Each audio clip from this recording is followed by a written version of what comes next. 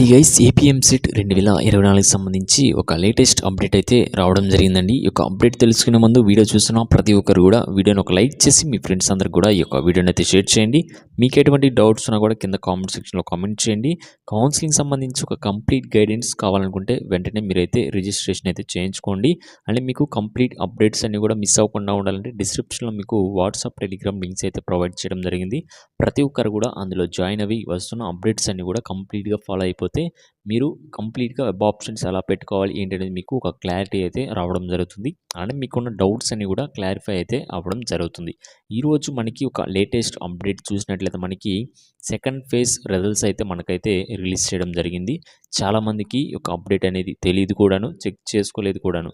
ప్రతి ఒక్కరు కూడా మీరు చెక్ చేసుకోండి. ప్రతి ఒక్కరు కూడా ఇక్కడ కనపడుతున్న ర్యాంక్ కార్డు మీద అయితే క్లిక్ చేయండి.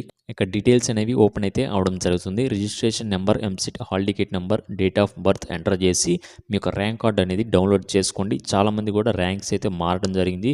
కొంతమందికి కూడా అవి కూడా ఒకసారి చెక్ చేసుకోండి. అంతకు ముందున్న ఫస్ట్ ఫేజ్లో వచ్చిన ర్యాంక్ ఉందా లేదా, సెకండ్ ఫేజ్లో ఏమైనా ర్యాంక్ చేంజ్ అయిందో కూడా ప్రతి ఒక్కరు కూడా చెక్ చేసుకోండి. ఇప్పుడు మీకు ర్యాంక్ కార్డ్స్ కూడా చూపిస్తాను, చూడండి ఒకసారి. ఈ సెకండ్ ఫేజ్లో వచ్చిన ర్యాంక్ కార్డ్ అయితే ఈ విధంగా అయితే ఉంటుందండి. ప్రతి ఒక్కరు కూడా చూసుకోండి. ర్యాంక్ ఇన్ ఫిగర్ ఇక్కడ వచ్చేసి చూస్తే మీకు 1,33,801 ర్యాంక్ అయితే రావడం జరిగింది.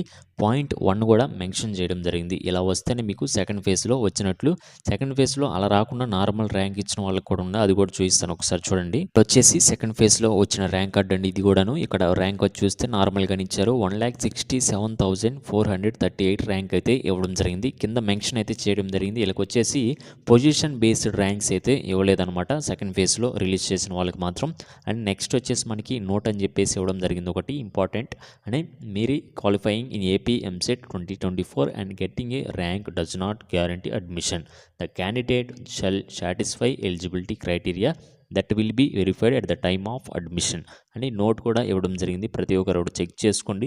ఎందుకంటే ఇంత ర్యాంక్ వచ్చిన వాళ్ళు ఫస్ట్ ఫేజ్లో ప్రాపర్ వేలో వెబ్ ఆప్షన్స్ ఇచ్చి నెంబర్ ఆఫ్ కాలేజెస్ మీరు ఎంచుకుంటే కనుక మీకు మంచి కాలేజీలో సీట్ అయితే రాదనమాట. ఆ ప్రాపర్ వేలో వెబ్ ఆప్షన్స్ ఎలా పెట్టాలి ఏంటనేది రిజిస్టర్ అయ్యి మెసేజ్ చేస్తే నేను చెప్తాను. లేదనుకుంటే మీకు ఎన్ని కౌన్సిలింగ్స్ పెట్టినా కూడా మంచి కాలేజీలో మీకు సీట్ అయితే రాదు. ఇదైతే గుర్తుపెట్టుకోండి.